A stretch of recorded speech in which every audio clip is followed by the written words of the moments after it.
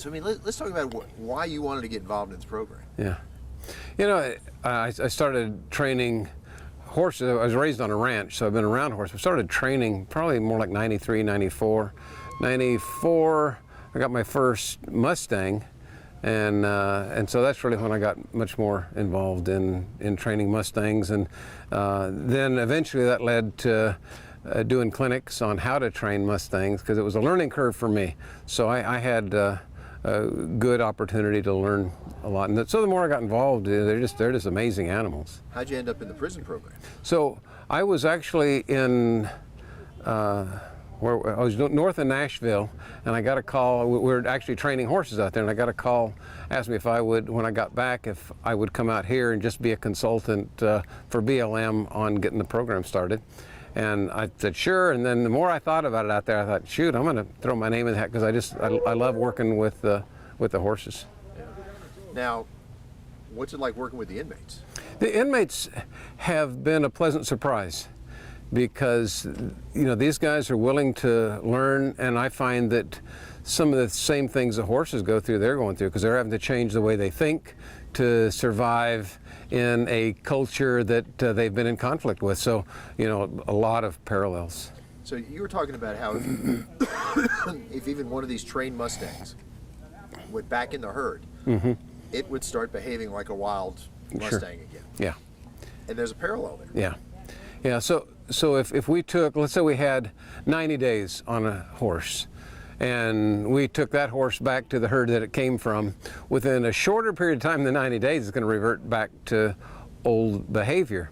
So, it's one of those things that is a simple parallel that I can talk to these guys about. So, if you leave here and you get back with your old herd, short period of time, all the progress you made suddenly gets lost, because you revert back to old thinking, old culture, and you're right back where you don't want to be. And you were saying you haven't had returns. No. From these No. guys.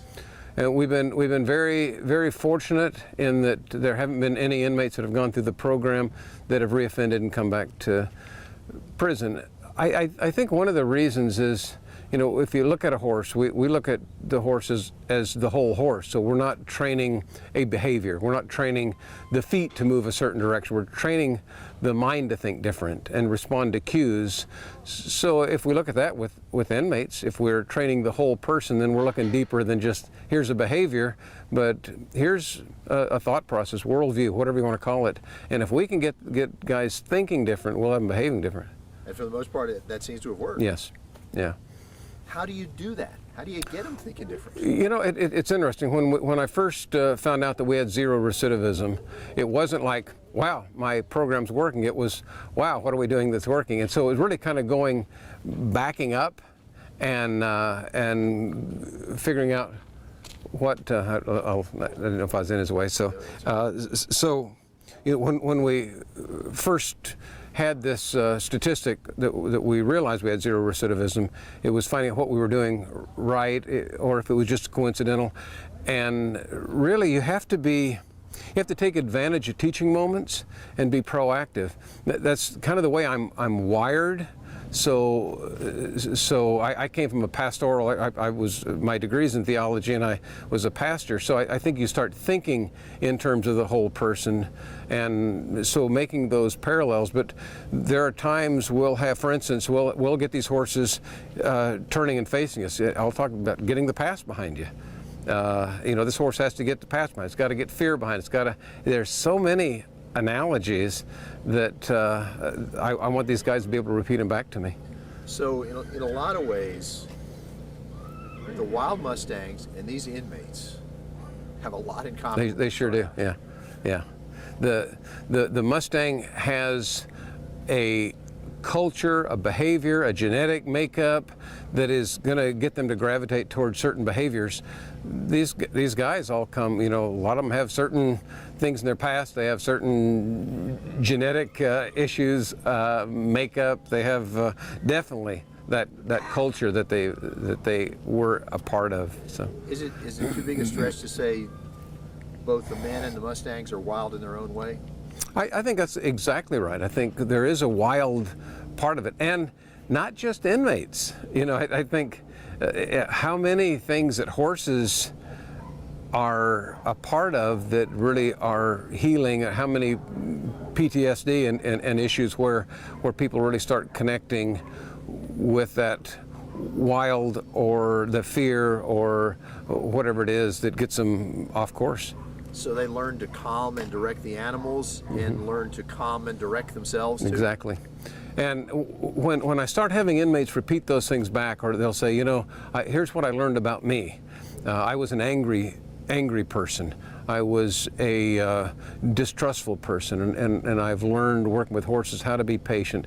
Horses, it's all about consistency and process. If you take consistency, process, and a work ethic outside prison and apply that to whatever endeavor you're in, you're going to be much more successful. So, and those are some of the hurdles that guys have. Now, not everyone can go into horse training when they're released. Right. Are there things here that apply to other jobs? Yeah, I think so many. In a sense, and this may be a stretch, but I can't think of any job that at least the work ethic and the process and consistency and staying with it isn't going to benefit. Yeah. So they're basically just learning discipline and control, which is what they need. Exactly. Learn. The more they can learn about themselves and apply that and think through. So it's not just, okay, I work with horses in prison, but think through, how can I apply this to success on the outside? And you were saying in some cases, they don't have to say goodbye to these horses they've grown to love? Yeah, well, there have been a few inmates that have been able to adopt a horse that they trained, if it's right towards the end of their sentence, and come back and adopt the horse. And we try to help facilitate that happening if we can. Now, how long has this been going on? This program's been going almost 5 years. And you said Border Patrol is kind of the biggest single customer of these horses, but they go to other things too. They go to ranches, Border Patrol, individuals just for trail horses, some in competitive areas, roping and things like that. But I would think the majority are going to be just good trail horses. And if somebody just wants a horse for their own purposes, for sport use or whatever, this works out to be quite a deal. Right, yeah.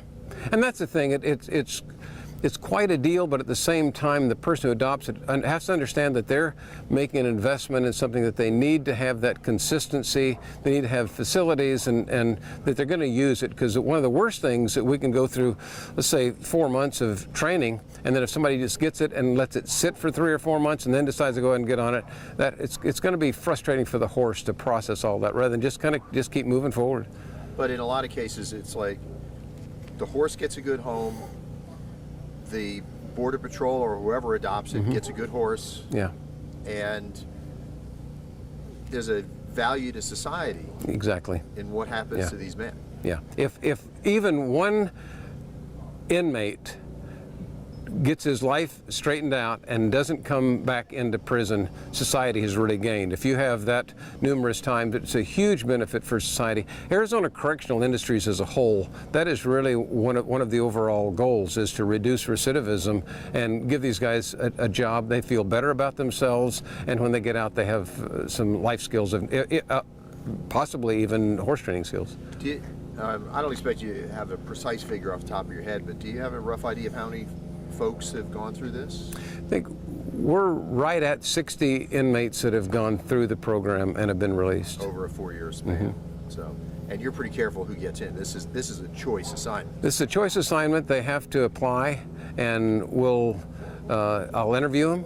And what I'm really looking for, not just guys with horse experience, but guys who are teachable and they want to come in and work. Well, it's interesting you mentioned that you've trained as a pastor, so all that rolls in, doesn't it? It really does. It's because I started out in my 20s. I was in law enforcement, went from law enforcement to pastoral and police chaplaincy. So this, and then training horses all my life. So this kind of pulls everything in life together.